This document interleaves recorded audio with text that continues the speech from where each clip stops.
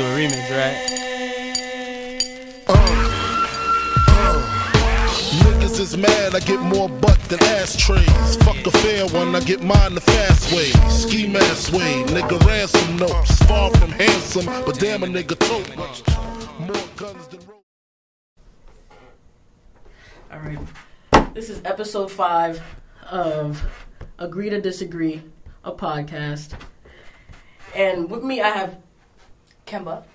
I just go anonymously as Kemba, which is fun. I'm the only Kemba anywhere I go. Okay, so you can get away with it. Yes. Let me go. I'm Rachel. You're annoying. I mean, some people can do last names. I don't have to. Niggas know who Kemba is. What year are you? I'm a freshman. Yeah, you wouldn't think it, right? What are you studying? Stress. Please. When people ask me what my major is, I'm majoring in stress and bullshit, man. I'm just taking classes so something add up. So wait. What's a 4-year plan? Okay. That is the 4-year plan. What 4-year plan you know that went right? Oh my god. Okay, so yeah, as I said, this is episode 5 of Agree to Disagree. We are back. We're gonna get straight into it. We're gonna start with music as always. So I sent you this. What did you get to listen to? On his list? Yeah. I mean, I've listened to everything with the exception of the Wendy's and the Triple X. Yeah. I heard a little clip of Wendy's, but if somebody tweeted why am I really listening to this? And it's strange. It's a little just off-putting. Yeah. Who's on it? Because think about it like this: somebody had to sit in Wendy's CEO business office meeting room and decide to drop and be an EP. like, guess what, guys? We're gonna drop a mixtape. And they put that on a PowerPoint, and they was like, yeah. Right. People nodded their heads and agreed. Like a 7-song EP, not just... We're doing it. Yeah, you're right. This was a real thought-out process. Like, they had to hire people to get them to go to the studio, rap. Like, hear this. Right? Yo. It's kind of fire. Okay. The beat? Oh, wait, every time. I ain't mad at it. How we got this poppin', it took a lot, man. Can't even front, I want the spot, man. They say they love us cause we serving everything you not, man. Serving everything you not, man. Who wrote? They don't put the people I have some serious questions. Who's the writers and the producers behind this? They have to get a whole team to Rest in Grease, 4 for 4, Twitter Fingers, which is a diss song to McDonald's. They got Metro on this? I don't understand. What is going on? And they got a female MC. Go off, sis. You know what? Wendy's might... I mean, their mascot is a woman. It's like you're right. So it's Wendy herself. Oh. The only Wendy I acknowledge is Wendy's. We don't acknowledge Wendy Williams anymore. Oh yeah. Well, besides a couple of gifs. Wow. Okay. All right. So we'll start out with A-Boogie. Did you hear Best Friend? He probably dropped something else because it's supposed to be a song every day. But for now, I mean, I kind of want them to all drop first before I listen. Yeah, no, before I listen. Oh, for real? Yeah, I like to. I don't know. It's kind of like a marathon. Like I gotta spend them all at the same time. All right. I don't want to anticipate like the next day. Oh yeah, that's what he's trying to do, and you're actively going against it. Yep. Okay. It's like when Gucci said he was going to drop an album every day, week or something like that. Yeah. Go ahead with your bad self. You do that, but I'm gonna wait for all of that to drop, and I just listen to it at the same time, throw it on the playlist. That's a lot though. Like for something like an album, I gotta listen to them before the next one comes out, just because that is so much to listen to at the same time. That's true. But for an album, yeah. I definitely wanted to keep it all, but just because we're doing this, the podcast, like I was like, all right. Because he's trying to generate hype, so he wants us to listen to it. I did listen to Best Friend with Tory Lanez. I mean, Tory actually kind of floated a little bit. I like his verse. Tory's actually always nice. People just looking for a reason to hate him because he sings and raps at the same time, and for some reason that's something that only Drake can do. Yeah, and then they gave him that whole beef in the beginning. I mean, they didn't give him it, but like I don't know if it was as deep as like they kind of made it. So like whatever. But so that'll come into play when we're talking about Memories Don't Die, because I want to revisit it, because I talked about it last podcast, but I want to talk about it with you, like another actual fan, like not just somebody that like knows like Say It and whatever. Because You know. I kind of like spit relatory. You know what I mean? Like I'm gonna be honest. Yeah, but I'll get to it. Because it's like you said, you gonna get it. But overall, no, it wasn't a bad song. I don't have trouble with A-Boogie. I have trouble revisiting him. Like I have trouble picking out songs to consistently revisit. Mm-hmm. And he has some gems on the album that he just dropped. He had some gems before that. You know, Timeless, all the good stuff. So I'm trying to figure out if I will revisit Best Friend, like if it'll get onto a playlist of mine, or like if it'll fall into like the wayside for A-Boogie. That's my only problem with him. Like I love him, but it's just like some artists, their songs are like for the moment kind of thing. Yeah, that's true. Like that's true too. You might not spin it the first 5 or 6 times you hear it, but then it'll just end up sticking to you. Yeah, that's what I'm trying to see if he'll do that. And that's actually happened to me with like a hell of a lot of songs. Me too. So. But I gotta see, like, but that requires me to then go and spin it more. That's what I'm trying to see, like, if I'll do. But I do like the songs. So I think I might actually do it. Maybe you'll hear it in passing. Probably not here, but true. One of them is gonna hit. Like one of them from this week of songs that he's dropping. That one of them I'm gonna hear. I mean, if you got 7 shots and you miss all 7, like I don't know what to tell you. I could over 7 from the field. Oh my god. One of them got to be a banger. Yeah, one like an actual banger. Like the other ones could be good, but there gotta be a banger. I'm just waiting for the banger to drop. That's why you just wait till the end of the week. All right, so now watch you like one of the low key songs more than anything else. Talking about I'm waiting for the banger. Watch you one of the more low key songs. I mean, this is true. Yes, but I like club hits. You know what? But it has a pretty good beat too, and like the topic is like topic that niggas love. Like let's be best friends, but like. Let's also have sex, but don't expect anything from me in terms of a title. From like, because even though we just went through something terrible, like still be my best friend, like that kind of thing. Like it's like the perfect remedy. Then it got Tory like sing Ooh, the ain't shit nigga. Yeah, anthem. like the ain't shit anthem. Wow. And so like he got to my ears. It's like the recipe that but he did. The only thing that I didn't like about the song is A-Boogie did that thing like how his voice is like. Nasally? He's like, yeah, he has what he does? So like all that, yeah. But then like he did it too much to the point that he was incoherent for like 8 seconds of the song. But other than that, a lot of time. Yeah, for a song. But I was like, alright, but like no, but niggas nowadays. Well, some niggas be nowadays niggas are incoherent for the whole thing. So I'm gonna let him rock. The whole album. I'm gonna let him rock. So it was whatever. But the song's not bad. I like it, and I'm looking forward to whatever else he has to drop. Have you heard about the was it Jay Critch that he has? Then he doesn't have a beef with him like solidified, but they were trying to make one. Jay Critch and A-Boogie? Yeah, like talking about the King of New York, like both of them. That has to be a fabricated beef. First of all, okay, the King of New York, the people who I feel like are actually deserving of the title, as of right now, have not said anything about it. Oh, okay. Oh, yes, this because they know that they're talented. This is true. This is a bunch of like.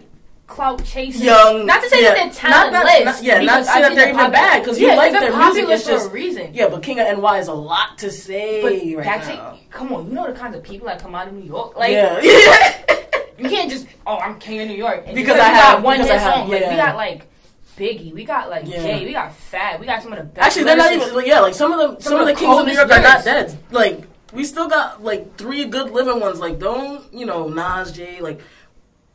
It's really rough to say that. Like, you gotta really distinguish between the King and the New School niggas get a little gas. Niggas like 6ix9ine, motherfuckers. Yeah. Oh, see that? He can get on Billboard. I got 4 Billboard songs. I mean, honestly, I don't know if you saw the Breakfast Club interview with. That was one of the things I was gonna. Yep. But can you say congratulations? Can you say congratulations to me, Charlamagne? Please, I passed my GED.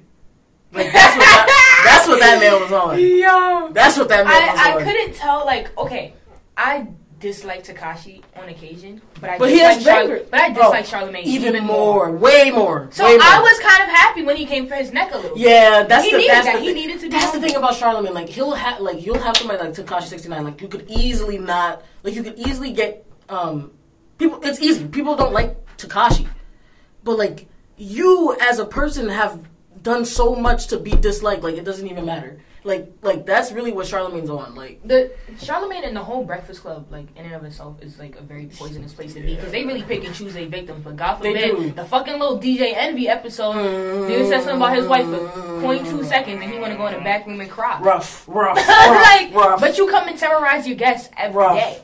rough. Yeah, for real. I could never. Like, I don't know if you saw that real quick clip of when Charlamagne was asking Logic about who sexually assaulted his sister. Because Logic said it on his song, clearly making sure to not say like details, but like saying like that's one of his trouble. Yeah.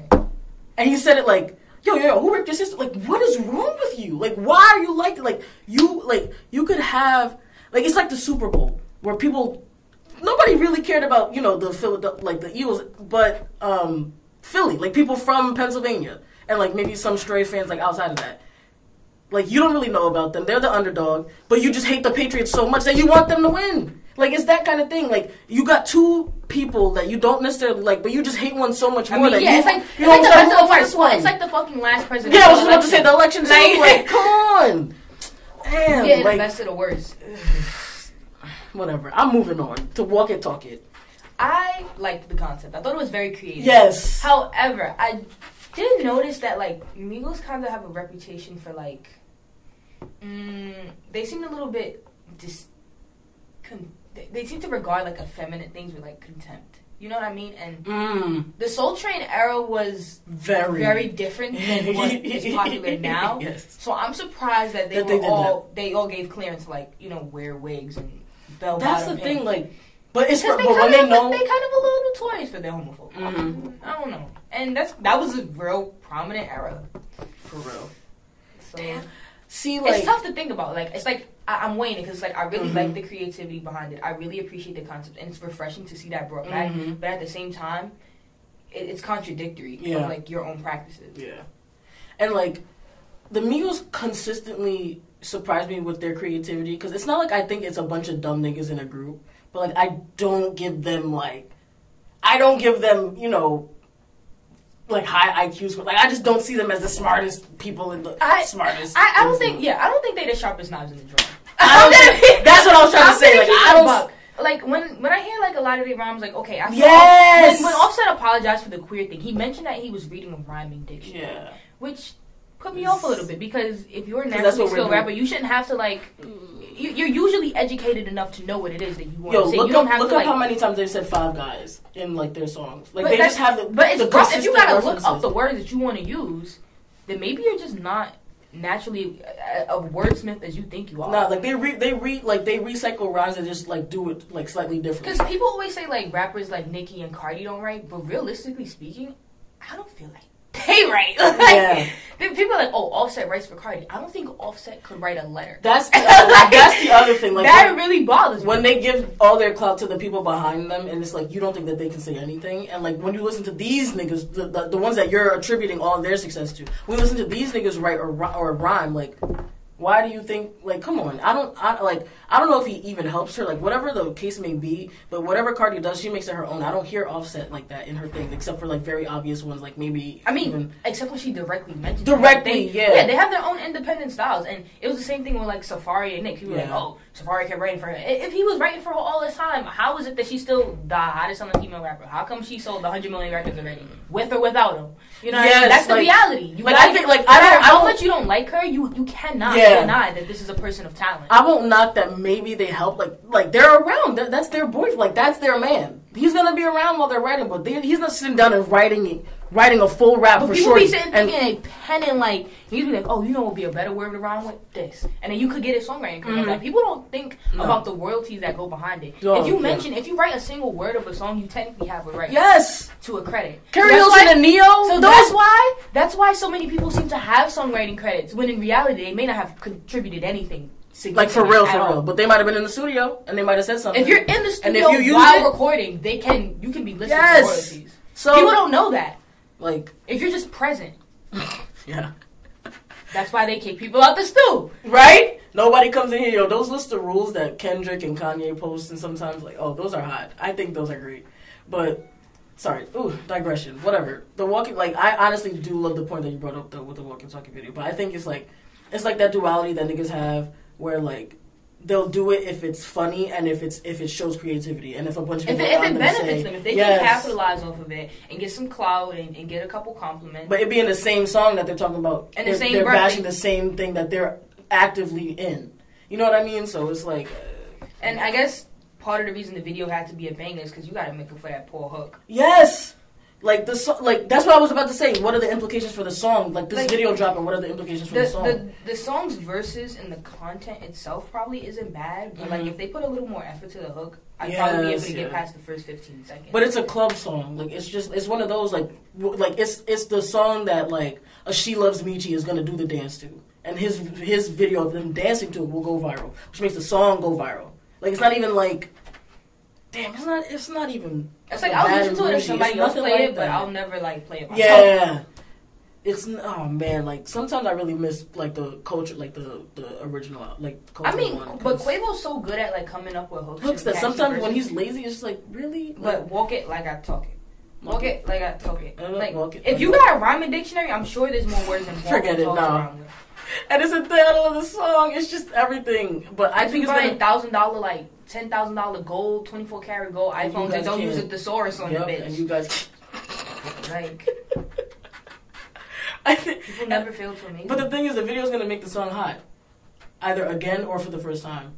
It's just going to. That's it. People are gonna. Was it even a single? Was it a single? I don't know. Yeah.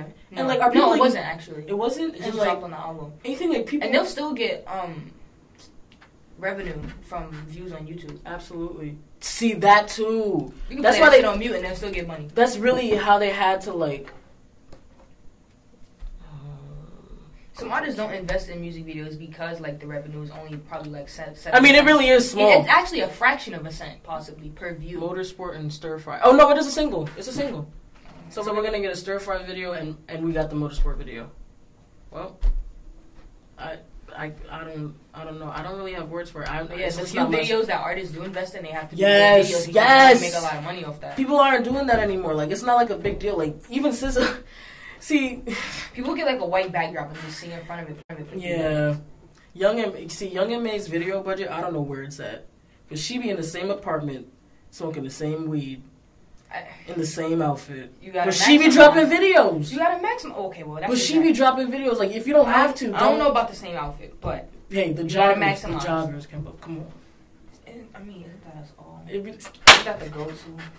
Not for a whole music video. This is true. Not when you're trying to. But that's also capitalize off. That's also her style. You're right. I just want to see some. Oh man, I feel so bad for Young M.A because she really is talented. She's so. That's one of the albums. It's just that her shit is not spinning right now. People are not picking up on her because it's not a ooh, and she's trying so hard to get another ooh. I didn't like what she did with Hot Sauce because she tried to make it another ooh. She said ooh again in the song. I was like, you can rap, you can do this. Like you don't need to do this. And I still mess with Hot Sauce. I feel like the right people will support her. It's just that what she wants to do, especially when what she's doing right now, is not popular. It's not. No, but she's undeniably like a great lyricist. A lyricist, like her freestyles are probably banging. Yeah, when she overthink it too much, it don't be. But the thing is, like, when you move to like a smaller audience from what you had with Ooh, like that hurts anybody. I mean, she kind of missed her window because she had mad people like. Mad people were checking for her with Ooh. But that's the thing. She tried to drop more things like Ooh. But it shouldn't be like Ooh. That's true. It should be like Young M.A's style. However, but Young M.A's style is actually rapping in an era where actually rapping is not it's not what makes money. Whatever. It's whatever. She's between a rock and a hard place. For real. She needs like a great hook.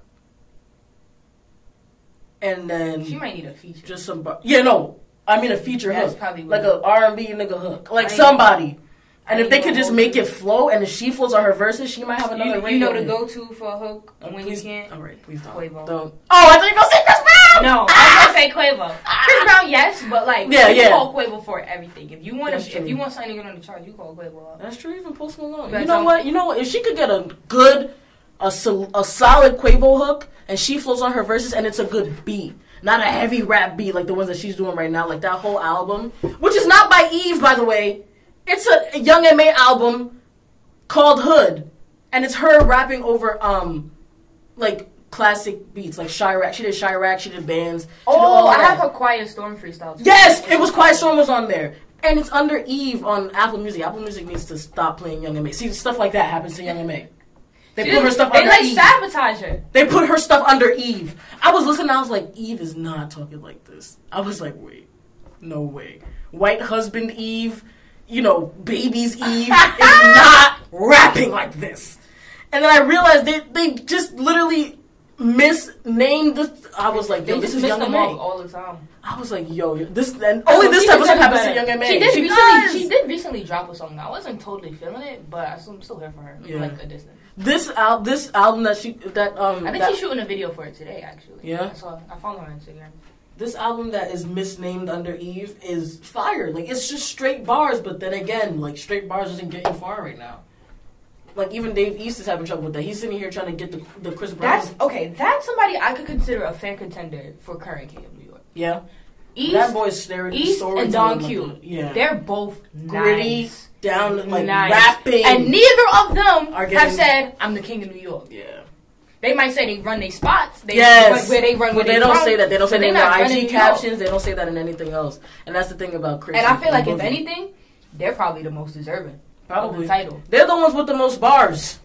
So, but Davey says a lot of hate. 6ix9ine, Jay Critch, and all them other niggas, man. Claiming it are the only ones that don't deserve it. You hot in New York. You're hot. Don't get ahead of yourself. King of New York is a title that you... And that's earned over time. Exactly. You gotta get respect. You gotta get out. How long have you even been out? What do you have? Niggas get 1 million streams on SoundCloud, small wallet. See, niggas, come on, man. King of New York is a very weighted title. Don't be throwing that around, man. Come on. New York is the birth of the hip hop, man. Come on, like, don't just throw that around because you've been out for a year. Come on. Anyway, whatever. You heard the Drake Lemon remix? I did not. Listen, you know what? We don't listen to it right now. No, we don't listen to it right now. It's because every time, like, when Drake drops a song, I don't have to jump to listen to it. I don't either. Somebody will play it eventually. Absolutely. It's only for this podcast that I listen to half the things I listen to. I'm going to be honest. Like, I did not want to hear this, but you're going to listen to it. It's a minute long. Oh, I'm going to put this on.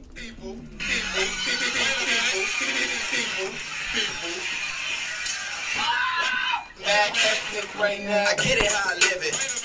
I live it how I get it. Y'all don't really get it. I pull up in a lemon. Blacks get to spinning. Money 3D printing. Never had a limit. Never been religious. I just always had opinions. My daddy told me, listen, you better get some money and I die, go to prison. So you see, yeah, I got rich and stayed free. Free the dogs doing BIDs. I know everybody not like me. Hey, got a nerd to want a Bentley for a birthday. I said maybe I could rent it for your birthday. Matter of fact, I need a favor for the remix. Maybe I could get some 50s for your birthday. Hey, hit a sneaker for your babe. Say we talk, but we ain't speaking every day. And I know you know what P about to say. Snap song, fighting speakers in the face. It's okay. I'm not. Okay, I feel. The way I feel about Drake, I'm neither here nor there.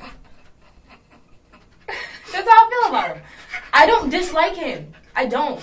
But, like, I don't always, like, fawn over him the way other people do. But I can appreciate a good Drake song. Absolutely. That is my exact stance. But I also don't check for his releases. You know what That's I mean? true. Like, if it comes on and I like it, I'll download it. That's true. Like, I fuck with him.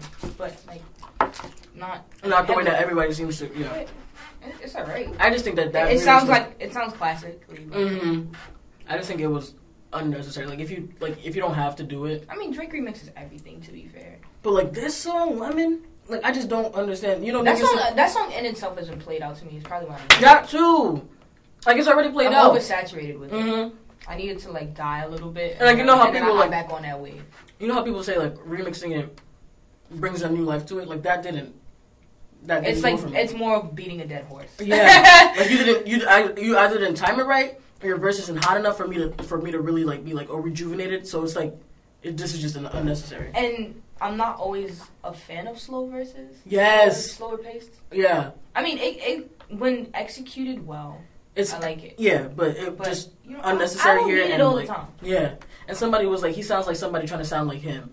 And like that was a little true. It was like, hey, like a watered down version of Drake. And it's like, what are you doing? Like, I don't know. I still don't need it. I'm revisiting it because I already talked about this. This goes back to the here nor there things. Cause like I don't hate the remix. Yeah. But I'm also not probably gonna replay it. I wouldn't. It's like if it came on, I wouldn't skip it. But I'm also not gonna the song. But I'm not. Yeah, I wouldn't. Yeah, I wouldn't revisit. That's my whole thing about it. Like, so hey, nigga said that he got on the remix just to feel closer to Rihanna. So. Wow. Y'all better leave Rihanna ass alone. And then they said that he stole her flow on it and did it worse. And I was like, all right, y'all gotta go. Because that is how she was rapping on it. So rapping's a bit of a stretch, but you're right. You're right. But was Beyonce rapping on Top Off? No. I wouldn't consider that as such either. True. Like, damn, I really wish there were a better word for this. But it's like what a lot of R&B singers do, it's not quite rapping. It's like, but they're not singing either. So you're just like, singing. What are you doing? It's a combination of the two. Like The Weeknd does it on occasion. Yes. He did a Rambo remix, and I really fucked with it. Mm-hmm. But it was neither singing nor was it rapping. And I can't see once somebody has established themselves as a singer, it's a little difficult. It's really hard for me to say you're rapping. So that's why, like when Trey Songz and Chris Brown came out with like raps, mm-hmm. I still see Chris Brown as like. And he's trying to rap like. That's what I see Chris Brown as. But. And he's really trying to rap like he's like, I'm not singing, like I'm really rapping on this thing, and like people are still like, so, and like he's like the best example of someone that could rap, that could sing and like sound like he's rapping when he's rapping. Besides like Tory Lanez, so well, Tory Lanez never did the transition though. I'm talking about transition. I was gonna say your best bet is to come out with both at the same time. Yeah, because if you start off like strictly one, like this man was strictly R&B, and then you want to come out, you know, rapping on what was it? The one with Busta Rhymes and Lil Wayne. Even that, I don't consider him rapping on it, and I think he might very well be the one that everyone loved. I know Busta Rhymes and Wayne. I'm trying to remember the title. I can't remember it. But that one, I still don't consider him rapping on it. I think he was. He probably was. But he's just a singer to me, so it's like, what is it called? Look at me now. I was really and that's crazy. I was singing the chorus in my head. I'm like, that's probably not the name of the song. Yeah, there we go. That one. Well, regardless, and you didn't listen to XXX, right? No, I'm a little turned off from him. I didn't listen. To I'd like to listen to music that just to, other people recommend to me. Good. However, because of X's history and his reputation, and also, to be fair, his looks kind of creep me out. He's gotten me a little scary. Like I know that. And on some occasions, some people consider me to be a scary looking nigga, but I don't have like a tattoo, but it's not like a tree on my face. But like, look at his list of charges. Like, it's just hard for me to listen to you. 15 felonies. Yeah, hell no. It's hard for me to listen to, and Joey linking up with him also bothers me. That's the problem I have with a lot of artists, like Chris Brown too. It's like I don't want to hate you, but your treatment of like just other people makes it difficult for me to support you as an artist when you can't be a person. Let me read this one. Yo, okay, so it says Triple X is currently on house arrest. He's facing 15 felony witness tampering charges. Wow. And y'all still let these niggas get famous. Stemming from a 2016 domestic violence case. So he tampered y'all with 15... let these people be famous. These are the people. These are jurors that he tampered with. That's what that is. 15 jurors. Wow. Along with charges of false imprisonment, domestic battery by strangulation, and aggravated battery of a pregnant woman. And y'all are spinning this record just because. Like, there isn't, like, so much music out there. And y'all be like, free X. Hell no. From what? Look at this man. I don't understand why people want to keep criminal celebrities out. Like, I understand that you might like their music and you may appreciate their talent. Free X. But niggas needs to be in jail. They need to be in jail. That's the same problem I had with NBA YoungBoy. Listen, I'm sure there are great facets to him. He's clearly popular, like I said, for a reason. Yeah. However, I'm not about to sit here and watch you beat your girl on camera and then go ahead and stream your song like we besties. Yeah. No. And I'm damn sure not about to yell free you like we're besties. Like, I don't know you. Because best believe you deserve to be in there. Because best believe if I saw a regular nigga on the doing that. He might be rap too. And he tried to sell me his mixtape. I feel like, hell no. There's mad niggas who can rap that also beat their girl. You're just the only one that's famous, so people don't be yelling that just because what? Just because you like a couple songs. Like, there's so much music in the world to be really, like... There's so many artists I could talk about for that, man. Kodak too, prime example. Sexual battery. Every time on camera, IG living his crimes. Like, why are you doing this? A crime, to be honest. Really he's hideous. Does. Him and X. That's besides the point. Kodak Black, once again, he's also an example of a very talented musician. Mm-hmm. And he seems like he has, like, a lot of creative direction. However, I don't know his thought process. Like, this nigga just goes outside each day. You know, I'm gonna fuck up again today. Literally. There's no you do it to yourself. If you are a young person and you have the prospect of finally having financial security and you live in just want to act up, And you just want to act and up. you want to tote guns and sell crack still. Leave it behind. Listen, if somebody threw a couple stacks in my lap right now to get in the studio, all of that shit that happened before is out the window. I'm not bringing none of that street shit with me. I might rap about it, but I'm not going to act like it if I'm going to keep my money. That's it. That's literally it. Like, there's just so much music in the world for us to really be yelling free niggas that don't need to be free. And bumping their stuff. I'm sure there's, like, good, innocent, talented niggas we can listen to. There's mad good, innocent niggas. Like, mad. That we could listen to. Like, you don't have to spin it. You don't. You really don't. I don't care what he's saying on that album. I could go in my lifetime without ever knowing Kodak Black existed. Like, for me, Triple X, like, that is so far from my radar of necessary things to listen to. Like, I didn't even listen to it for this podcast. He is not a staple in my library either, especially after, like, reading all the heinous crimes he's committed. Like, literally, I was with him for, like, a couple seconds. I could throw that nigga in a cage for a lot, kid. For real, like, there's nothing that he brings to me that I can't find anywhere else. Like, that's the other thing. Like, y'all acting like it's, like, a once-in-a-lifetime talent that y'all have to listen to regardless of how they treat women and other people. It's like, no, I don't need to listen to this. We already talked about We Beefin. We already talked about the misnamed freaking album. Huh? Okay, wait. You know what had me dying the other day? That you did list that I saw. What? The Amber Rose defending Blacc Chyna thing. That was an absolute mess. I watched the video and she was trying to explain how she knew. Right? But it's difficult to like. Okay, I get that you want to support your bestie and you want to have faith in her or whatever. And like in order to be like that popular of a hoe, you gotta have like a good net game. You made it that far along. However, she was like, "Oh, but you know," and I'm like, "But we don't know." But she's explaining over the radio, and you can't quite, like, listeners can't quite see her, so we're not picking up on what she's talking about. But sis, like, your girl took a L. Let her take it quietly. You don't have to be on the front line for her every time. You do not have to, like, was she eating? Is she ever on the front line for Amber? Make you come? Ever? Like, no, nobody really, because she's what 16-year-old niggas that she. Anyway, listen. I tweeted about this. Like, this is a prime example. The same habit she got from her ex. I'm just saying, this is a prime example of, like, knowing when a friend brings toxicity and unnecessary stuff to you, and understanding when to distance yourself from either an event or from the friend altogether. And she's an individual. You know she is consistently on the front line for Blacc Chyna. She's an adult capable of her own decisions, and that was a conscious decision she made. Like, don't get me wrong, I'm not saying that people shouldn't record videos of themselves having sex. Like, but understand that the people that you're dealing with, if they're not, if you don't trust them. If you have to question for a second on whether your video is gonna leak or you know that you're a celebrity, you know you have to take extra precautions with shit like that. It's not the same if a regular person like nudes leak on the street. And then Amber Rose want to be on the front lines for her every single. When is the last time I've even seen Chyna be on the front line for Amber Rose? Amber Rose and 21 Savage had all the rumors about their breakup. Where's Chyna to be found? With a 16-year-old nigga that's trying to pop off. Like, why are you always on the front line for sis? Sis doesn't do anything for you. I don't see what she brings her besides maybe that friendship. I don't know what they be talking about because Amber Rose seems to be on a different level of life. So what are we doing? Why are you taking shots? Why are you taking bullets? And quite frankly, it seems like Amber Rose is significantly smarter than her friend as far as like her choices go. I know that people don't always agree. Always with Amber Rose. Yeah. I know people don't. There's plenty of people who don't like Amber Rose. But agreeing doesn't mean she's for their own reasons. Yeah, but that's what I'm saying. Like she clearly has created a movement by herself. Like she's a published author. Like all that shit.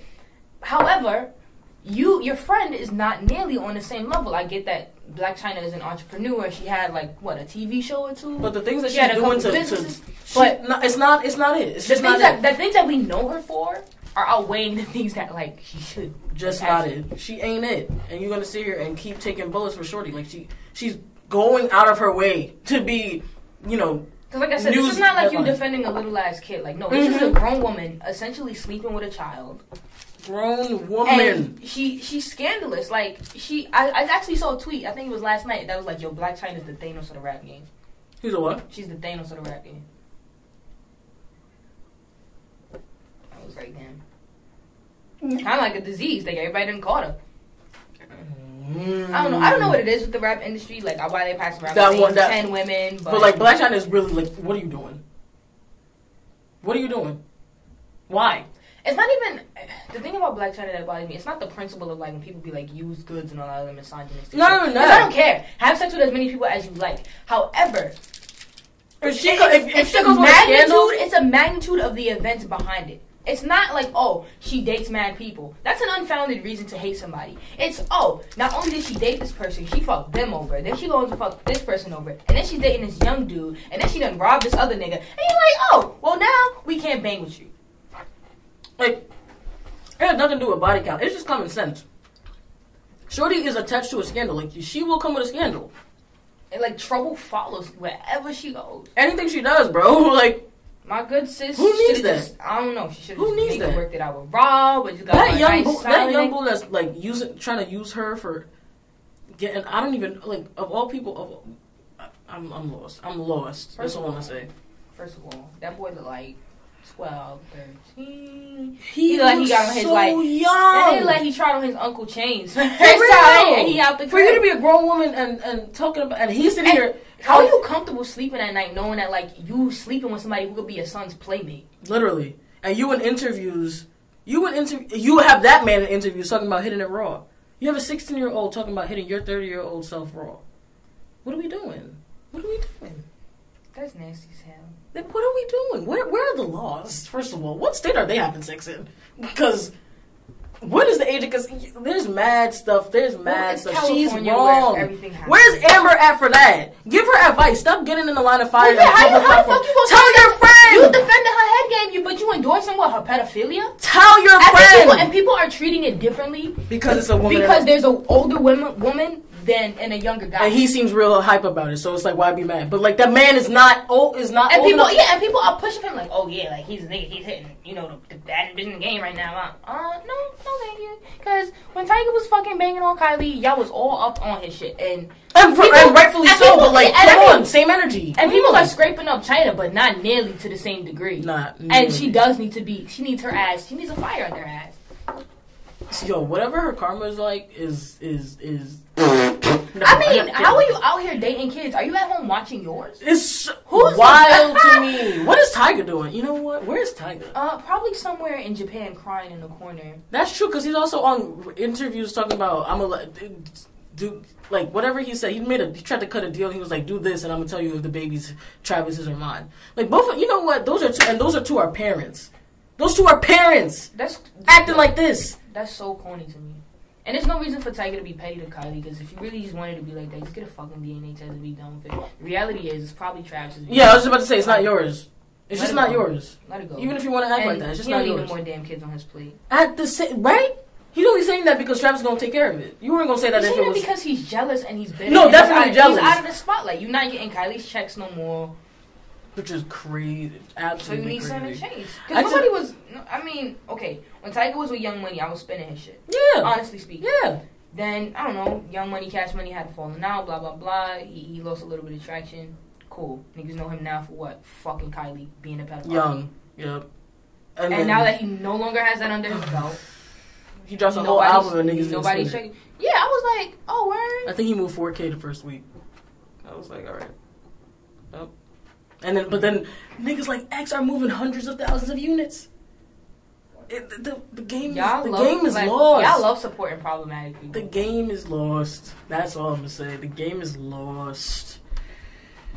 But I think X also adds a degree of I would say mystery to him a little bit that makes it a little more appealing to want to find out what the hell's going on. Because like all the stuff that he be on, yeah, you need to know like what kind of person is behind that. So of course people are like intrigued to listen to his music because you virtually never see him. And he's apparently good at music. That's what this is the sad part. But post and delete all the time. You can be like, yo, what the fuck, this motherfucker? And then he wants to dye his hair and then your curiosity take off his eyebrows, and now you're just like, all right, exactly. And then people bring him up on Instagram. He has the aesthetic down, but he doesn't have his life down, so I don't care. He's crazy enough where people like him and are trying to fuck with him. He got the aesthetic down. That's one of the biggest things right now to have an aesthetic. What am I trying to say? I'm trying to say that like the extra degree of makes it in comparison to Tyga. No, I just mean like he's very eccentric and people want to know him. Regardless regardless of whether you. But like for the people that go back and continue and like constantly spin him and like will yell free X stuff like that. That's why I'm just like you gotta. You know what? I don't care how mysterious that nigga is. Like what's good with you? But in terms of good music that dropped, Browz took the auto-tune all off and is barring us to death on Uncomfortable State. Like he's barring us. Like that man has bars and he's spitting them. Like it's been a fat minute since I spit long time. But Browz, and it's so funny because I ended the other podcast with like I was like Browz is a GOAT and you will respect him as such. Like he's a legend. But he is nice. And he was ahead of his time. And this man would have dropped the album telling us how he's a legend. Oh man, no, there are bars on Uncomfortable State. If you haven't spun Uncomfortable State, it's a short little EP. Browz did his thing. There's no auto-tune on it. The man is barring us to death. He's talking about 05 things. He's talking about selling crack. Okay? He's talking about who he did dirty to sell the crack. Okay? That man came with some heat. Sometimes you need an album to just air it all out. Right? Just a short EP telling y'all my crimes. Just to clean out that notebook. Because you know niggas be thinking about the days they sold crack and they're like, yo, like, break this down. Oh no. Oh man. Burning a hole in that shit. Did you listen to Jeezy's wait, no, sorry, it didn't drop yet. But I do know that he is retired. Yeah. I saw it on Twitter and I was like, I don't know how to feel about it. Yeah, they said it's the end of an era, but I'm not the biggest Jeezy spinner, so I'm not as sad as I should be, probably. It's like, I have all the respect. It's like I see it and I'm like, oh. And then I just keep going. Yeah. Like, oh, wow. But I feel bad for like a total of like 45 seconds. Yes, but like older niggas like are really feeling it. Like older niggas are really feeling it. And it's not like he was dropping. It's not like his sound can't be like replicated. Mm-hmm. It's not. I don't know. I wouldn't. Y'all can drag me for this, but I wouldn't consider Jeezy to be a GOAT. Yeah. That's the other thing. He's fun. He definitely. And I appreciate his legacy, and I do respect him. And there are like Jeezy songs that I'll definitely spin to this day. Yeah, but GOAT is a, like just remember. But I'm not about to sit here and pretend that he is a staple in my library. Same thing for King of NY. Like there's just weight to certain words. There's weight to GOAT. There's weight to King of NY. There's weight to King of the South. There's weight to mad things. And Jeezy's legacy is great, but like. Maybe it's because of me, maybe it's because of our age, but it's just not hitting for me like that he's retiring. Like, if anything, I'm happy that he's finally bowing out the game. Like, I'm glad when niggas, like, can move on from it, have their money, have their families, do what they need to do, and just bow out the game. It's not even, like, killing me that he's not making music anymore because he's made his music. This is not... his time has come. This is not album number 3. This is not mixtape number 3. This man has tons of songs for you to listen to. I mean, yeah, if you got a whole discography like that, then yes, absolutely. You're good. You could bow out. Rick Ross could bow out. It's not like you got like 2 albums, like, alright, this was my last album. Yeah, like SZA, or whatever. OMG. Just... She had me... But you know what? Good for her, too, because it's not even her first album. She's been making music. It's just Control that finally got the attention it deserves. Really, the last album, though? Yeah. Childish Gambino. I don't know. I think... We don't know. They might come back. I really don't know. That's really a stretch. I think when you just reach the height of your career, you shouldn't... I know this is much easier in theory than in practice, but you shouldn't be so easily molded by the opinions and standards of other people. Like, definitely. If you didn't get that Grammy, like, that's okay. Yeah. But you think that's what you don't have to... Yeah, that's what I'm saying. Like, you don't have to see that as a total goal. Yeah. Make your music because you respect your vision and that's what you want to put out into the world, but don't do it in the hopes of getting an award because then it's inauthentic. Yeah. Do you know what I mean? I mean, do you think that's why she's doing it? I feel like she's just... Because she has made a ton of music. Like, that's the thing. We're forgetting all the, the 3 albums before Control. I'm wondering if this is like a Lauryn Hill 2.0 where she just kind of gets tired of the spotlight so quickly and she just retires from it. Because it is a lot. Like, it is a lot. It's overwhelming. It is a lot. Especially in today's day and age, you could be a star tomorrow. And she's making quality music. That's the thing. She's making quality music. She can't, like, she didn't come up off nonsense, so she can't degrade to nonsense. So when you're at a certain level and you got to just keep putting out output, her shit always got to be polished, and that is a lot of pressure. Every time. And her most polished work to date didn't but get anything. I still think that like she should pace herself. Absolutely. I don't think that she should feel like, oh, I'm just gonna drop this album. She should also take some time. Like, people have it's okay to some of our favorite artists have gone away for 4 years. Like, you can do that. I mean, if you're talented enough. Like, yeah, absolutely. I'm just saying you have to have your last album. You have to have an established foothold in the game to disappear for such a long time and then still be able to come back. Like, not everybody's gonna be a Beyonce or a Nicki. Yeah. Yes. Who could go without Nicki, who only has just recently dropped like her sophomore album or something like that. Yes. A few years back. Yes. So that's not even recent, but and people are still anticipating the 4th. Yeah. I think I just like the last album is a lot to say. That's all. Like I understand. You can say I'm gonna take a hiatus. Yeah, you can say I'm gonna take a break. That. But you don't know what's gonna happen in your little life that you might just take out that notebook and want to make a whole album again. And like nobody's stopping you from making it again. I'm just saying for when you say it. And it's just it's just a sense of permanence. Also, don't say that stuff if you aren't completely sure, which nobody can ever really be sure. But don't say that. Like Jeezy can be sure. You know, there's only so many bars that you can say. Only so much stuff that you can talk. There's only so many bars. Like there's only so much he can say about his life, about the crack game, about rap, about even his family. Like he has family bangers. He's exhausted his list. Yes. There's only so much he can talk about. She's mad young. She's mad young, and she goes through crap. Like she goes through. Like it's not even like you could really say you're done. Like. What, and now they're saying she's pregnant, which is another, I don't necessarily. I mean, that happens. So honestly, I feel like that happens with every like prominent new female star. They get pregnant and get out. No, not that they get pregnant. It's that there's always pregnancy rumors. Oh, absolutely. But what? Cardi's true. Like, and the other ones. Like, okay, Nicki's whole social media disappearance is like, oh, she disappeared because she's pregnant. Yeah. Well, maybe she's working on her album and wants to be away from y'all. Like, yeah, woman can't be away. Not everybody is a Kylie Jenner. Yeah.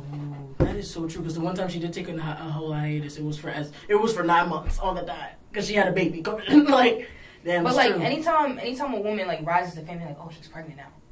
Mm-hmm. Anytime she stops being in the spotlight for 2 seconds. Whoa, she's pregnant. Well, I don't really know if. And the thing is, I don't even know how SZA's falling up for people to say that.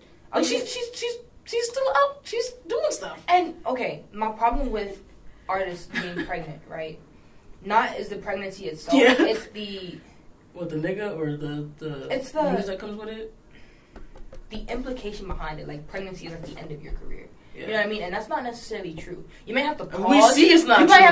Like Beyonce has proven that time and time again. True. You might have to pause briefly for, obviously, like, a maternal leave. And you gotta, like, take care of your kids or whatever the case may be. Barely. Understood. But it's like, oh, well, Cardi's pregnant. It's over. Like... You gotta dust her hands up like she's damaged goods, and that's not true. She can still be. That's the rough thing about SZA's pregnancy rumors coming with the announcement of her last album, because now people just want to smack them together. It's like, shut up. But the thing for me with the last album announcement especially is like you are putting so much pressure on yourself, and this is it's probably the exact reason why you're leaving. It's the pressure, and you're reflecting it. Don't do that. And if you're gonna say it's your last album, say it after you drop it, after you get the reviews, after you get the raving critic, and be like, I think I'm Bow Wow. Don't put all it like.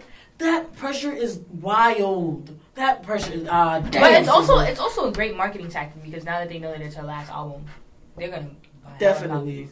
Oh, she's not touring anymore. Blah blah. Sure, they gonna pop up on some TDE features. You know that she on the Black Panther album, but whatever. Yeah, just because she might not be making any more of her album, like full length album, doesn't mean that she's out the music business entirely. That too. And then there's still songwriting royalties. And SZA could write. SZA could write. There's plenty of artists who do background vocals. Dog, the way Neo and Carrie Hilson collected checks behind the scenes for years. Oh man, people don't know the songs that Carrie Hilson and Neo have written. Like your favorite songs that you would have never even placed. I know Neo is like a bomb. Neo is in everything, dog. Like he really had a run that's unmatched. Like. And Carrie Hilson is on some Beyonce songs. Like, it's just, like, it's wild. Like, those people... But, hey, well, you know what? Let me move on. Whatever. I know you didn't listen, but the Chloe and Halle album, fire. I don't know if it's, like, age-wise, because I just recommended it to my sister, but my sister's 30. And I hope that she can still mess with it, because, like, they do talk about our generation. Like, they do talk about... Halle are, what? I'm going to see how old they are. I'm going to Google it. They're young. But... In terms of, those girls can sing. Oh, those girls can sing. Like, it is quality music on that album. That is quality music on that album. They got their little Gold Link feature. They got some stuff on that album. Like, they really did a good job with it. Like, those two girls can sing. And like, their voices together, their sisterhood, like, everything is just, it's beautiful. Oh, okay. One of them's 17, I think one of them's 19. Yeah. It's beautiful. But, that's all I have to say about it. And then you listen to Don Q. I didn't get to listen to Don yet, but I know you got a Pusha T feature, and that's enough. So Words of Wisdom featuring Pusha T is great. Puddle of Water is great. Don Talk. Actually, just let's get the whole thing. I like Don Q because he really makes he makes music for not just for the loud trapper niggas. For people who who want to lay low. He's I'm not talking about the move in silence people who don't move in silence. Yeah. Okay, no. He's talking about literally, but just people who lay low and who just want to keep, just stay under the radar. He's a chill but amazing lyricist. Like I just love him. Like he's he really knows how to flow on a beat. Like it's smooth all the time. Like the choice of production is excellent. Mm-hmm. All his beats make me feel like they feel fresh. Do It Bigger. That was on Corner Stories. Don Q's Corner Stories. The production on that is probably one of my favorites. Yeah. See, Don is, and he's so underappreciated too. He's getting there, but like, sometimes I'm sad because the amount of bars that they're not wasting, but the amount of bars that they're spending just trying to get to a place where people will appreciate their bars makes me sad because like they be saying some hot, like oh man, they really be saying some hot stuff and like. It's only like their niche following that's listening to it, and it's like, oh man, like now you can't ever say that again. And it's like, how much longer before you blow up? Because when Don first came out, I figured that he'd only be like a feature artist, because that's really where I saw him a lot. It's like just doing all features. He was on one. But he can hold his own. That man can rap. Yeah, and then I started checking out his solo work, and I'm like, yo, these are really great projects. He has like a lot of potential, and I feel like he's in his own element. Yeah. However, I don't know if he's totally getting the support that he should. Yeah, and then you got to think about his label. And he seems almost, to a degree, he seems almost faceless. Yes. And like, for that's like where the label comes in. That's where PR comes in. That's where like all the people that are supposed to be behind you come in. Because I don't want him to... My fear for Don Q is that I don't want him to seem like he's like A-Boogie's shadow or something. That too, which is people weird like know him, like from people that know A-Boogie him feature and stuff like that. He was featured on A-Boogie song. Like no, but Don Q is an artist in his own right, and he's a damn good one and a better rapper, if we're being honest. So like, what do we? So like, that's yeah. Oh man. Well, listen. And he really knows how to like split up. He knows how to like. What is the word I'm looking for? The way he rides the beat with the syllables, like he actually climbs. Yeah. His bars, which is something that few artists really do. They just spit it just to spit it. Yeah. But it's a banger. The verdict is to go spin it. That's it. Like, go spin it. Go spin the unheralded. You haven't spun it yet, so. I'm a spin it. I'm already a fan. I'm talking about people who just don't want to write them off or like don't have time to listen to like that A-Boogie shadow thing really pissed me off. But like that kind of thing. Yeah. The verdict is to go spin it. I'm gonna spin it with y'all since Kemba call me out. What do you have anything to say about DJ? We're moving on to culture now. So what happened? Like DJ Envy and Desus Mero. Like, what is really my gosh, there's quite a bit to say on that. Okay, I have some reservations with the Breakfast Club because, like I said like I said earlier, they sit there and they terrorize the fucking guests, right? They'll make, especially like a lot of their female guests, they'll ask them like very sexual questions, very personal questions. And what is Angela Yee? What is Angela Yee? And Angela Yee purpose, dog. And she's just there to what? Be present? Is she just an accessory? Is she a token item? Because she's not gonna step in and defend said guests. But God forbid, you have these two comedians who are known for their comedy. It's not like oh, there's like genuine shots taken. Yeah, it's not. That's like, a comedian. It's not a personal shot. But he's like, yo, ha ha ha, boo. He makes a joke about your wife, and then Envy walks up the room. And now we gotta act tough because it was about my wife. You can say whatever you say about me, blah blah. Like, right. You wasn't maintaining that same energy when you was publicly cheating on your wife. You was embarrassing her. You can't be a public so nobody's allowed to fuck with your wife except you? He's done significantly less. Desus Mero has done significantly less damage than Envy could ever do. To anybody's reputation. Right?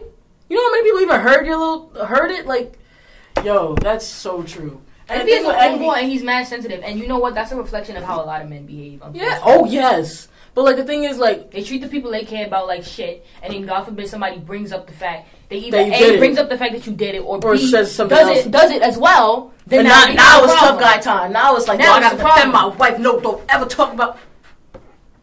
Where was that act when you were doing what you were just... Where is like that I said, he does not maintain that same energy with his guests. And then, every guest gets a different energy. It's like, why am I coming up there? Like, why are we doing this? Like, why y'all like that? Y'all pick on people fucking regularly. And then, God forbid, something happens to you once for all of 20 You got a whole donkey of the day for a mistake that you made in your life, and now you can't come up there and say something about, like, come on, you got a whole segment about it. I don't know. You got a whole segment. If we're being honest, if DJ Envy wasn't his co-host, DJ Envy would have been the donkey of the day several times. I used to like the Breakfast Club. Everybody did. When we were young, that was New York radio. We had that. That's what we were all listening to. But now they're tying themselves in. They're doing really too making much. a fucking bed for themselves. They're doing too much. Especially with the guests and the way they fuck with them. You want to ask the wrong nigga a question one day, and the motherfuckers might just like pop off in the studio. And I was watching the Joe Budden podcast, and Joe Budden the person I hate even more than Charlamagne. The thing is, he knows that DJ Envy's being a little hoe, but he was like, I'm gonna play his lawyer for a minute. I'm gonna just play devil's advocate. You know, DJ Envy's at home, and your wife is telling you, you're not gonna let these two little niggas embarrass me. Go up there and do something, because they're coming up to your show, right? Go do something. And as a man, when your girl is saying something, when your girl's asking you to do something, if you have any respect, if you do anything correctly, like, you'll go and do what she said to do. But it's just like, how do you handle it? How you talk? Like, be very cognizant of the fact that you just got done disrespecting your wife. So while you're sitting here trying to, cater to what she just told you to do, remember that you were just, doing the opposite of what she told you to do. So don't come up there and act like you're the holiest husband in the world and act so tough. You shouldn't even speak on it, personally. Yeah. If anything, he should be apologizing to his wife and still trying to make up for his actions, even though that's irredeemable. But what do you do when your girl's telling you, you gotta go, like... If I had to confront someone about them disrespecting my significant other, I have no problem doing that. However... Maybe just not on air or something. However, the fact of the matter is, Envy made his bed when he cheated on his wife. So now you're in a tough position because... Now, A, you have already disrespected your wife, but B, you don't want to allow this other person to do it. But C, however, if you do it, now you look contradictory. Yeah. You look hypocrite. I would do that off air, just like simply. All it really had to be was off air. And the thing that made it worse is that. Quite frankly, I don't even think that he should have said anything about it. Like, if you're going to be able to be dealing out all kinds of shit to other people, you should be able to take the brunt of your own. Especially if you're going to bring it to your own bed. You brought it to your own home. This is not something that people, like, concocted, that people had to, like, make up to make fun of. You did it. It's not like, he was in a loving marriage and then somebody disrespected his wife and then, out of nowhere. Then you rightfully can say something about it. But, hell no. Yeah. And the other thing is, like, he made it look so much worse. Black, right? Because Desus and Mero, like, they came to a conclusion. They were like, I apologize. I understand. We should not speak about your wife. We understand that. And that should have been it. And this man kept going. And then walked out, like, of your own show. Like, what are we doing? Listen, man. What are we doing? A fucking couch. It's a job, dog. Come on. And if you can't sit there and talk and also be a good listener, then maybe you should be running a radio show. A whole radio show where all you do is talk and listen. Whatever, dog. We're moving on. Logic. People are saying that the half-black of him is finally showing because he divorced his wife because he claimed he missed being single. And this is right after he got a $30 million bag. Illogical things I have ever. It's really a rough decision to name yourself Logic. He's having a rough week life. No, he's not. That's the thing. They're saying that he left her after signing the bag. After getting the bag, he left his white wife. That's why the Blacc is showing, finally. Now we all believe he's finally biracial. So what, is he gonna run off with a black woman? Is that what people are implying? I really don't know. You know what's so crazy to me? Like, when you miss being single, but everybody finds out how you became single again. And, like, they know it's a messy breakup with a whole ex-wife that you only... when you publicize it, then you're gonna have a real hard time finding another mate. Good luck. I mean, I don't know if he will, though. That's the thing about celebrities. He just had a $30 million bag. There's woman lining up. Damn. Oh, yeah, but they're lining up for the bag. They're not lining up because people want to fuck with Logic. Yeah. Logic is... And the thing is, like, men on Twitter are like... He gives me a real cornball energy. It's just heavily. He wants... It's unfortunate. It's he heavy, wants though. to be oppressed. He wants to feel like the other. And it's like, Logic, it's okay. Yeah, you're so white presenting. It's really... You're so white passing. It's fine. We get it. Like, we get your struggle, but you don't have to fucking, I don't know, put it on my forehead. It was an entire album. I'm biracial every time somebody, like, says hi. It was an entire album of it, though. Like, he's already, like, peppered his music with it. It's but to make an entire album of that stuff was really rough. But men on Twitter were, they were hyped that women were empathizing with the and ex-wife. People can't pretend that, like, mixed identities aren't privileged in, like, black communities. Yeah, come on. Like, I just saw a tweet just today that was people say, like, oh, okay, maybe with white people, I'd understand because Like, come on. Yeah, It's white people, for fuck's sake. But in the black community too. But like, niggas fetishize mixed people. Like, yes. If you're anything but unwanted. Yes, literally.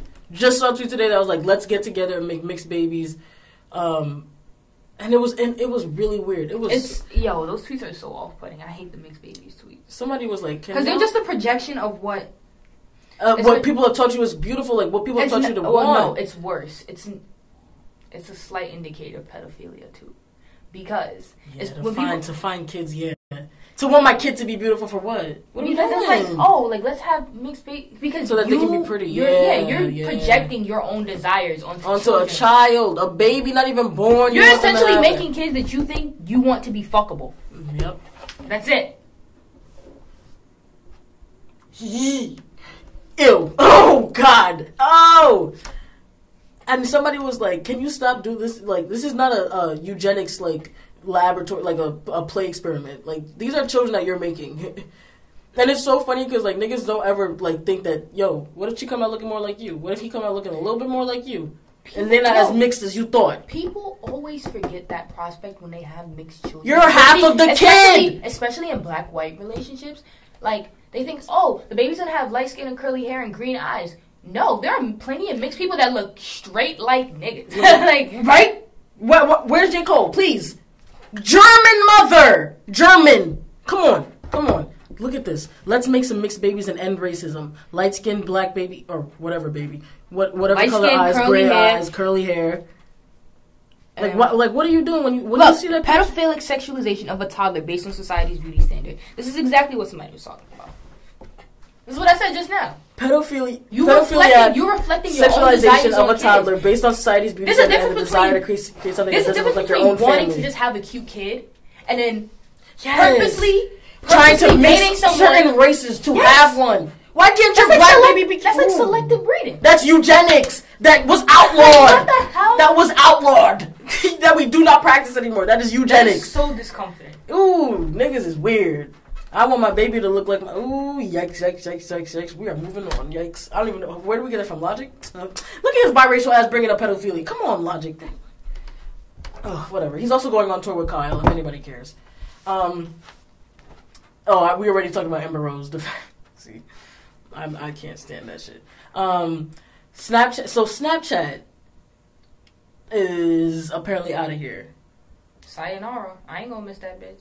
So you moving on to IG stories? I don't know about moving on to IG stories totally. Like, I wouldn't like project the same things in IG stories that I do on Snapchat. Yeah, that's the whole thing about Snap. I feel like to a degree, Snap was the originator of like the instant story. Yes. You know what I mean? And the disappearing. And also, what you share on it is different from IG. I probably kick more of my shit to Twitter, but Snapchat has already dug its own grave because of the Rihanna advertisement that already set them back, right? And then on top of that, the update it's extremely unfavorable. Nobody's fucking with it. The update is absolute garbage. Like, you were never getting anywhere with that. And then to have a bad ad get through your tens of teams to now that other networks are starting to have their own versions of stories, it's I don't know. This is a really bad time. Snapchat seems like the original. Yeah, but it is no longer the only. Yeah. So. And my thing about things that originate stuff, I have a almost like weird like loyalty to them. Like, I'm like, yo, like everybody else just copying them. Like, why would I leave the platform? But if you're actually giving me reasons, like, what's good with you? However, people are saying Rihanna was the final blow, and like I want to believe that, but like people just tweet. Like, people will tweet, Rihanna said to do it, so I'm going to do it. Like, because, Rihanna's my, whatever. But I feel like people just tweet that and then log right back on the Snap. So I really don't know, like... Because it's social media. People can't get away from that shit. Yeah. And on top of that, you shouldn't do things just because a celebrity told you not to do it and they're endorsing it. True. People still use Dove, so why are y'all trying to get Snapchat out of here? But the only thing for me is that I'm only still on Snapchat because I can't stand IG Story. And that's the only other place. I mean, IG stories are okay. They're just not the same thing for me and my Snap. Like, I would never post the same things. Also, IG story is hard to get to, and like all that kind of stuff. It's just like... Yeah, and I don't like people's IG stories. Yes! And I'll watch people Snap, but I won't watch people IG stories. Exactly. I can't quite explain why that is. It's so different. It's so different. I don't know why. That's one of the things about being the originator. But like celebrities they need to buy a diary because niggas be airing out their whole life on IG stories. Everything. Like, I've never seen. There's way too much on that stuff. But I can't get into IG stories. So if I do delete Snap because of whatever reasons, I don't really know what I'm gonna do because I cannot get into it. And I also have like this unnerving pressure on IG to be a bit more artistic. It's like Snapchat, you can just be honest. Like if I look stupid, I look stupid. I would not post that Gucci Mane thing that I posted today on IG story, but that stuff belongs right on my Snap. Like that kind of stuff. Like so that's what makes it appealing. Like I said, the disappearing act behind Snap. So, but like even the platform itself is just a goofier platform. Like IG has a huge element of seriousness to it, and IG also has the element of like a highlight reel. Yeah, and you know what I mean. Yes, all the pictures that people take are good ones. Are the best good pictures life, of their good lives. time. Nobody ever projects sad images, and if they do, it's on their like their fence. Yeah, that's what you said. They just want to air it out. I'm not putting goofy stuff on my story, but on my feed, like I'm on your aesthetic, Instagram, you want to see professional, you want to seem collected, you want to always seem put together. But on Snapchat is naturally it's goofy goof time, goofball time. I mean, come on now, when you got filters that could warp your face into like I don't know, I'm sitting here switching faces. Why would I post it on IG story? What y'all want to see that for? You got Snap for that, and that's why I'm so mad at Snap getting themselves out of here. Like, what's good with y'all? Y'all had a platform. Y'all really had a good thing going. Like, stupid. Whatever. But Rihanna's statement about it, I respected that. She was very well said, and she made sure for us to know that she has nothing to say about Chris Brown. Like, she's over it. Like, she's over that situation. She's done with that. She has no, feelings, like, directly tied to that for her to say this, but she still stands with domestic abuse victims, and that's why this ad is completely out of whack. Like, I don't know why. Like, imagine just seeing you in an ad with your ex. Yeah, and that's very years haunting. ago. Jeez. That shit follows you everywhere. It's like she can never get past that. Well, it's not that she has. Can never get past it's just fans. It's that other people won't allow her to get past it. And like, I don't know, just seeing yourself in an ad with your ex, depicting a situation that you spent an album, 3 years, he's still followed by it, like just getting over, and then that just pops up in 2018. Like, damn, like, oh, I don't know, man. That's rough, but I do like her statement, and I do like that she once again reiterated that she doesn't have any personal feelings about it. That's not going to make me stop disliking Chris Brown because Karrueche is much more recent, and he's still doing that kind of stuff. His lyrics are no better, like stuff like that. I mean, yeah, he still treats women like garbage. So, which is something that it seems like everybody except Chris Brown fans fail to see. Mm-hmm. But I'm glad for her and her statement. Like, her statement definitely could get Snapchat out of here, and she made sure to say she was never a fan of the platform. Like, ouch. For Rihanna, I mean, well, have you ever seen a snap from Rihanna? No! But it's crazy that you even have a celebrity out here saying, I've never been a fan of your platform. Like, a big one. People love Rihanna. Like, yo, her rebrand is crazy. Well, whatever. Moving on. She can fuck around, come up with her own version of Snapchat. No, she... Fenty chat. Yo, they'll bro. download that shit. Dog, she really, like, that's where she's at right now. Like, she's really... Oh, man. You gotta do better, Snap. And Young Thug and another man that is musically talented, but he said some wild stuff to Jericho. I love Thug, but they're back together. Of course they are. Yeah. When it comes to celebrity relationships, I don't believe I never believe breakup news. They'll always go back. I myself have no real comment. Ella Bands and A-Boogie, like, come on. Like, yeah. Especially once there's kids involved, you're going back. Yeah. Good luck, Charlie. Shoot. I don't like what people do with love and about love is honestly their business. Like I've said my piece about Young Thug. I don't like what he tweeted. I don't like what he said, and I don't like that he cheated or whatever it was. But yo, if she wants to go back, she wants to go back. I'm like, after trying to comment on Cardi B and Offset, I am like done like trying to talk about celebrities and like their relationships. I mean, you can't police them either because they just like going back to the same people who treat them like shit. Definitely, like there's just nothing to say. And like love is love. Like love is like. Everyone has their own specific thing of love. It's like whatever I'm saying. At the end of the day, Cardi is with Offset, is she not? And like I comment on these things so that like people around me, people that watch this, like don't do the same thing. Because Cardi, when she got cheated on, she went on IG and made it sound like it's okay, like that should be expected. That's okay. Like, and I wanted to be on my podcast talking about that. No, it's not. Like, don't listen to her just because she's going back to. But at this point, everybody's gonna do what they want to do. So. There's nothing for me to say. Especially women, they just keep returning back to these poisonous men. Poisonous, but hey. If you like toxic relationships, do you, bro? Hey, man, it's sad. And talking about sad people, is Bow Wow depressed? Yeah, he got knocked out. He said he misses Chris Brown, and now he's depressed. Yeah, like he's posting like really sad stuff. I'm thinking, okay, maybe it could be a drug thing. I don't know if you saw that video of Black Chyna crying and she's probably like high on coke and she had her wig in the background, but I'm thinking that's an equivalent.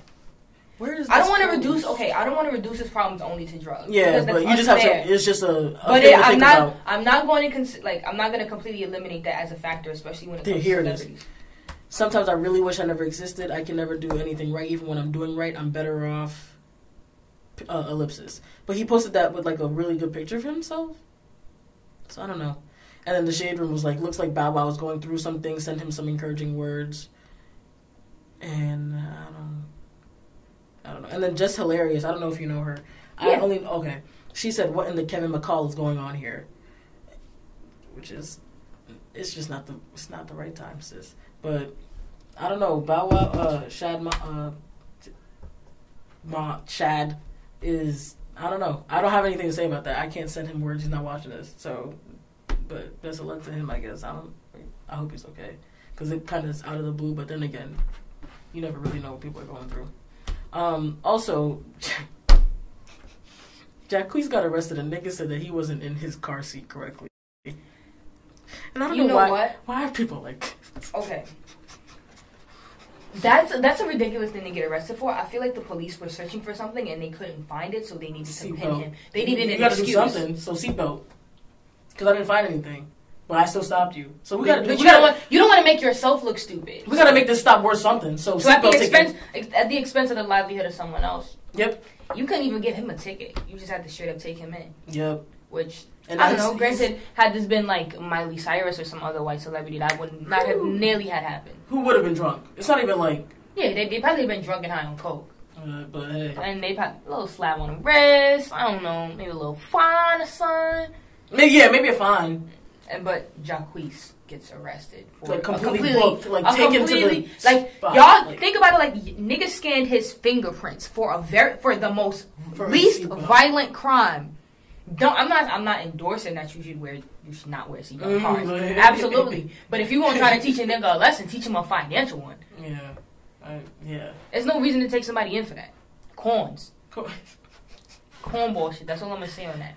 You know what actually is funny though? We should move on to 6ix9ine and this blood war thing that's popping. Yeah. This is the most childish shit I've ever seen. The Game and YG are not having it, but like I'm over the Game. Yeah. I want to like him, but I cannot endorse. He also does corny stuff. But I cannot endorse you entertaining children. Yeah. If this person is as much of a child and as much of a herb as you say he is, you shouldn't even be giving him the time of day. But then when you bring Bloods into it, it doesn't matter who it is. I gotta burn my set. I gotta take my gang. You know. So like, because now what are you doing? You getting him more stream. You keeping him on the Billboard charts just by opening your mouth about yelling about him in Shanghai or wherever. Like across the world, where niggas didn't know him, now they know him as the fake Blood. But like, I think it was in Slovenia. Sorry, yeah. He had a concert in Slovenia, and he's telling people how 6ix9ine's like you constantly took the time out your concert to mention 6ix9ine, blah blah blah. Yeah. Like you look like a dick rider. Let it go. If you don't like somebody, first of all, the opposite of love is not hate. The opposite of love is disinterest. And if you don't like somebody, you probably don't give a fuck about what they're doing. But they're both so pressed on each other's moves. But they're taking that Blood like it's when you bring the Bloods into it now no matter what he has to talk about it. And it's like if he's not a real Blood, like, you know. And even so, what the hell do you define as a real Blood? How do you even define that? Yeah. Because Chris Brown is yelling he's a Blood. Gang membership, realistically speaking, is a lifestyle choice. Yeah. And everybody's going to define that differently. Some people just define it in terms of brotherhood. Sometimes people think wearing the color is all you need to do it. Yep. Because there is no set definition of what those things are and what they are not. Only if you were really actually gangbanging. You only got a very vague concept of what a real Blood is.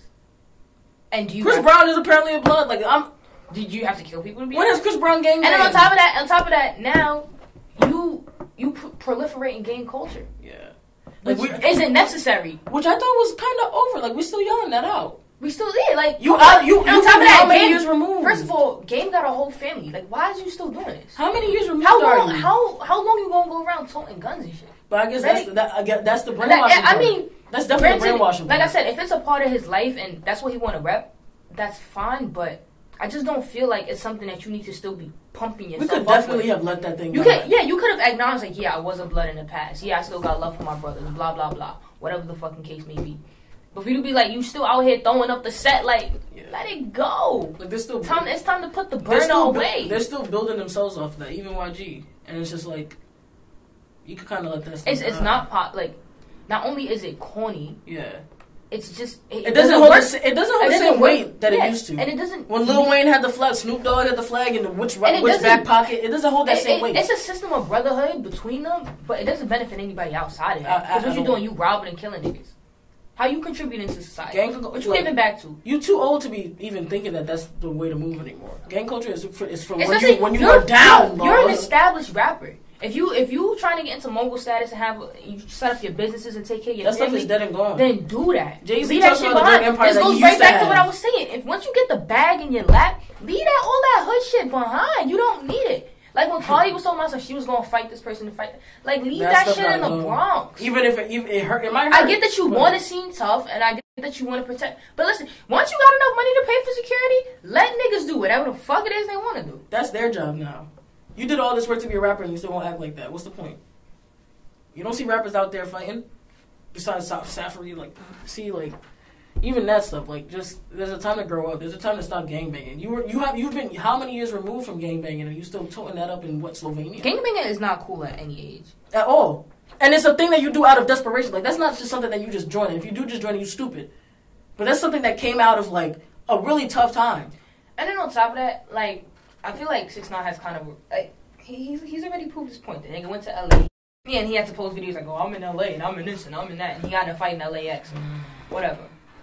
But what? A fight is a fight. Yeah. Niggas ain't popping throwing no shots at him. Yeah. And like I said, the gang shit is just corny now. It's not. Yeah, it's not something necessary. For you as a 40 plus year old man to be really coming for. How old is he? It's just over. Young. It's too young. Too young. Yeah, less than because. He's not even 20, so... You're basically fucking with, one of your kids right now. Yeah. Yelling at him about gang life that you shouldn't even be repping anymore. It's unfortunate. Serious stuff. I guess we can move on to serious stuff because we just were in it. Stephon Clark, unarmed black man, shot multiple times by police out of fear. They thought his cell phone was a gun, so they emptied multiple rounds into him. And that just goes... just the fear of the black man is crazy. Those stories really break my heart because it's crazy. We're not...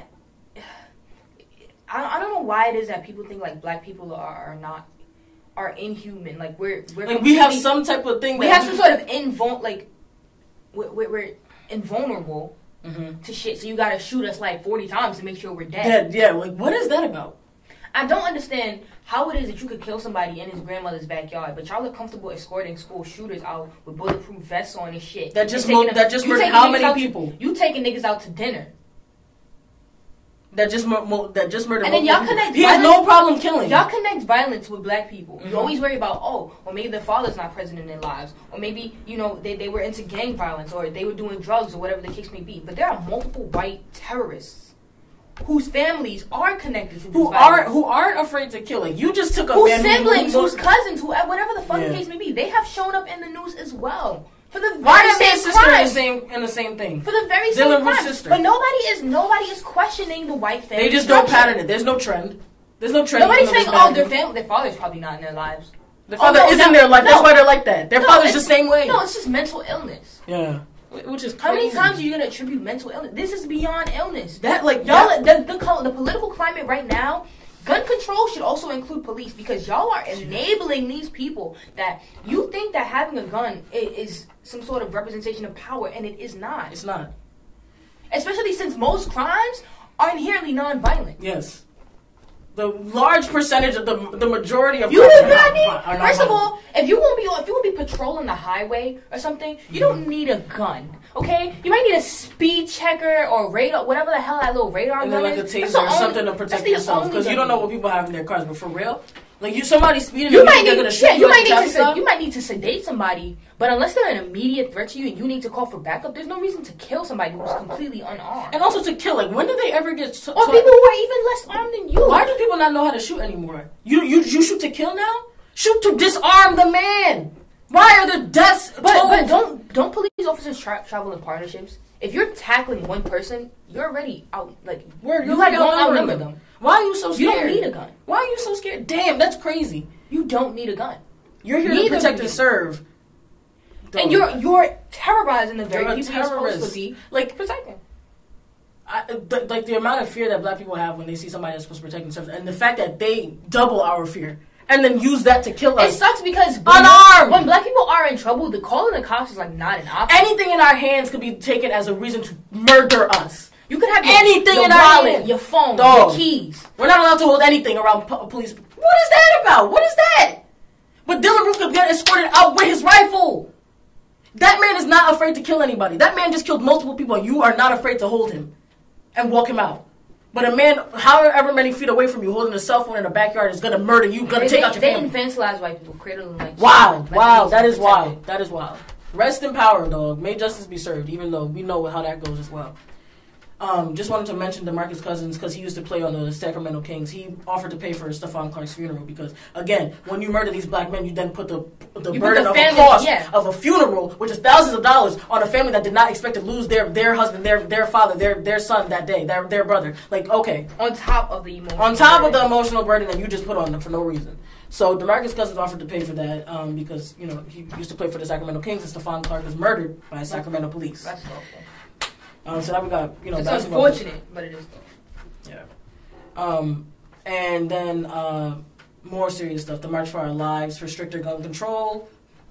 And just action, some type of action on gun violence. It's so fucking ridiculous. I just don't understand how it is that people in America, you have to be 21 to drink, right? I can't buy an alcoholic beverage. But if I went to the South right now, today, in a matter of hours, I could walk out with a military grade weapon. Rifle, not even just, which is. But God forbid I wanted to buy a beer. Like then it becomes a problem. Yeah, and you know what's crazy? They don't want you to buy a beer because then you might drunk drive and kill someone. But they'll give you a gun, which is to kill things. You don't say. America is crazy. Like America y'all really is wild. And the Second Amendment is the only one that like has this much of a it's the only following. Yes, the only one that will justify things like that. Like you see how I just put those two things together? How one is going to kill somebody, but the other one. We live in a country where people hate black people and so women. Much that like more than guns. Y'all hate gays more than guns. Yeah. Like these things are so. Because of what we do. You can't respect basic humanity. You cannot, but you want to be respected as a gun hobbyist because you want to go hunt deer and shit. Yeah, and like you'll hate people and like their lifestyle for what they do in their bedrooms and what you might see them walking. And outside. let's be very clear right now. Let's make this very fucking clear.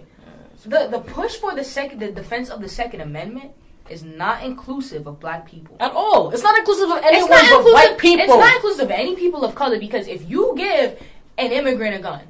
Or you give an American person of color a gun, white people will raise hell on earth. Dog. They will protect their dogs before they will protect the life of another human being that does not look like them.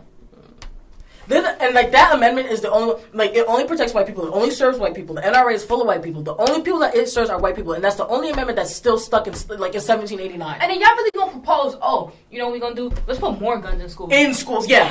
And let's arm teachers. Some of them who have never toted one in their life. Some of them who have to learn how to add that to their classroom setting.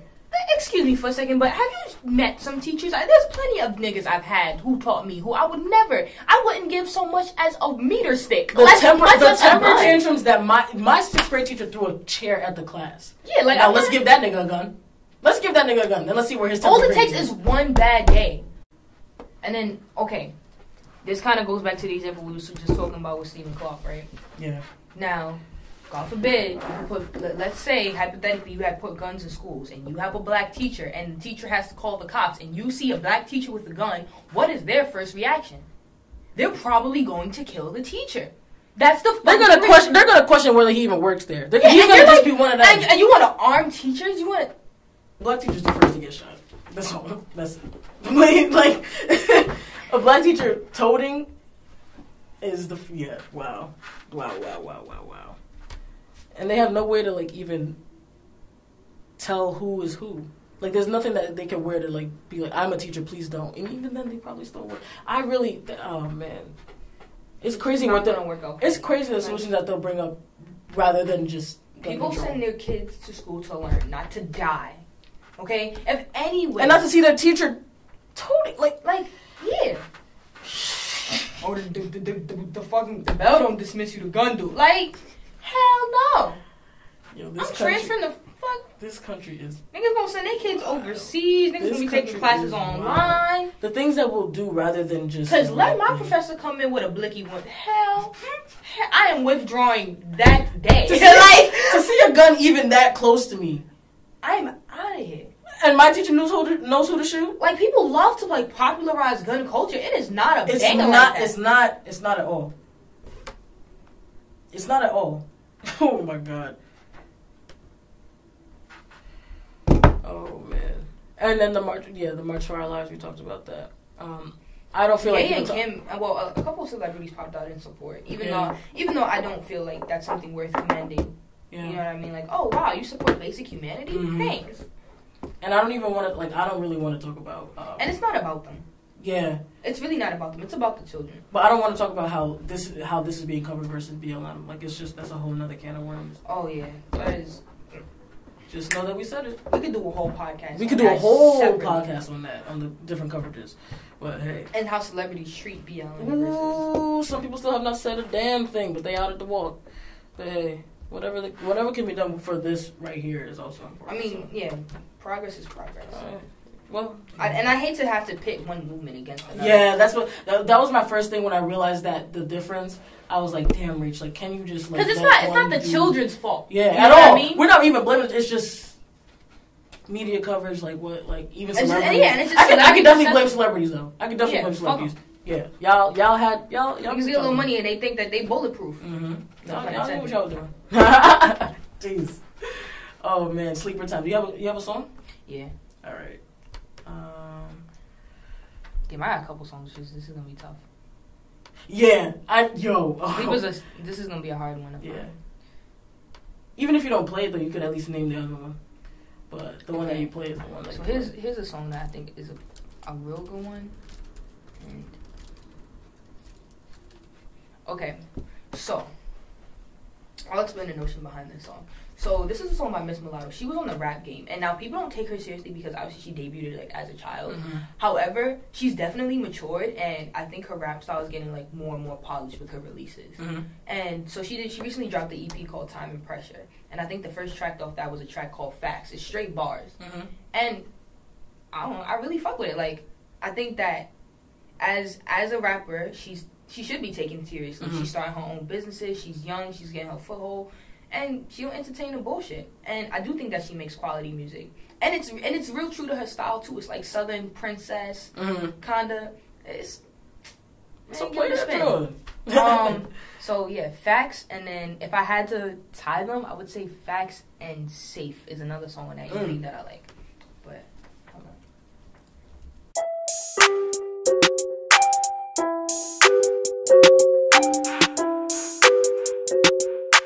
Let 'em know.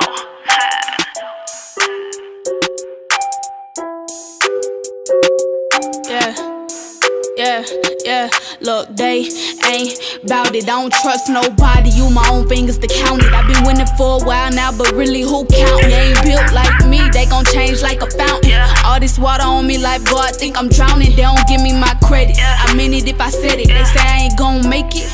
Hope Betty. They be boy crazy, me I got a money fetish. They in love with suckers, they gon' end up diabetic. I ain't going outside. I been that, still that. Everything 100, they can't help it but to feel that. Collect the bag and that's that. If you took my man, tell me why he came back. Look, real life stupid, I don't like the way I'm moving. All them threats ain't did nothing yet, Nike do it. Ain't no pressure on the cash, they know that I gets to it. Keep assuming, I don't put my business out for y'all to ruin. Look, you probably can't relate, I don't recognize fate. Bandwagon hoes tryna hang, now it's too late. I swear I couldn't wait for the day the tables turn. Ain't the type to ask for none, everything I earn. I don't take L's, take it as a lesson learned. Fake classy little bit, but she burnt like that perm. I don't care what you heard if I didn't confirm. My old circle did me dirty, that's a ringworm. I'm live from Clayco, get toasted like A-Gold. It's best to lay low, they move when I say so. D4 be corny, they just like they toes. They share they do just like they share they clothes. Bummy, they funny, mad I'm doing good. Southside princess kept me still in my hood. When you successful, the first thing a hater gon' say is that you done with Hollywood. I been cut my grass. Cut ties with my past. The type if I love you, I give you my last. They ain't appreciate it. I'm bound to be the greatest. I pray to God, please keep me humble when I'm famous. How you keep it real when everybody fake, huh? They'll lie to your face, huh? I don't need your deal. They all ended up fraud. Can't no one stop me but God. Facts. That was, yeah, that really was That pure shit was bar. spicy. Good for her. Oh, if you're done with her, that's like, oh, that was good. And her music is just like, it gets better and better. That was good. It's calm. She got me dying with the ringworm line. And she makes like, she has pretty good metaphors too. You got me dying with the ringworm line. That's a dirty circle. Her old mixtape, damn. I think it's Lotto Let 'Em Know is the name of her first mixtape. Mhm. That's a banger too. Yeah. Y'all heard it. Mine is a regular one. I just don't think that Beach House 3 got, like, what it needed to, in terms of attention and stuff. And he has a little, like, West Coast banger on it with YG, so I'm gonna just play that one. Okay. I get behind some time. Folk funny. Ooh. Ooh, yeah. You know, sound.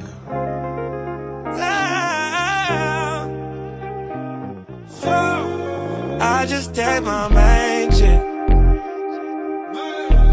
Told her I ain't coming home. I just tagged my main chick. Told her I ain't coming home tonight. Hey, mix the Henny with the Bombay. Fuck it, I done had a long day. I done linked up with my whole thing. Right time, but the wrong place. Yeah. Riding around with it on me. Got me thinking about all my whole days. I've been getting money 4 ways. R. Kelly 12 play with the foreplay. I know I be up to no good, baby. I know I'm just misunderstood. I just gave my main chick. Told her I ain't coming home. I just text my main chick. Told her I ain't coming home tonight. I just text my main chick. Told her I ain't coming home tonight. How you living, nigga? How you living? I'm on jet skis with nigga bitches. Get my last to these nigga bitches. Lean main squeeze for these nigga bitches, yeah. That's how you know when it's all bad. She called me a text, I could call back. But she imagine in her head I'm doing all that. I tell her I'm not. She like, YG, you a thought? I know I be up to no good. Sing that baby, shit, I know I'm just misunderstood. 100 times told her I was gonna stop. But it's kinda hard when every night them bottles pop. Yeah, yeah, it's kinda hard when you naked your watch. Make all the 9s and 10s fly. I just text my main chick. Told her I ain't coming home. I just text my main chick. Told her I ain't coming home tonight. I just text my main chick. Told her I ain't coming home tonight.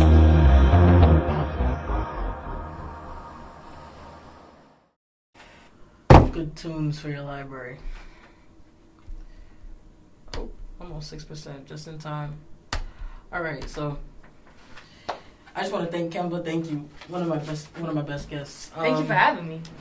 And I mean, we'll see y'all soon. Hopefully, the next week has some stuff for me to talk about. Because if it don't, guess who not recorded. But we'll see y'all. Peace out. Oh wait, there's something I gotta say. I gotta say something about somebody. You know what? I'm gonna just bring up. You know what? Tink. She's on iTunes now because she got out of her contract or whatever. So now she's on iTunes. I always thought she was great. Go spin Tink. Oh, Tink is amazing. It took her forever to get out that record deal though. Like I think I was anticipating that album forever. too. I was on SoundCloud. And then it just been so long that we had all forgotten about it. Oh man, Tink. Go spin Tink. Whatever I said about Ron Browz, whatever I said about T-Pain, whatever I said about anybody else, apply to Tink. Alright? Everybody else. Legend. Pressure. Oh Oh my god.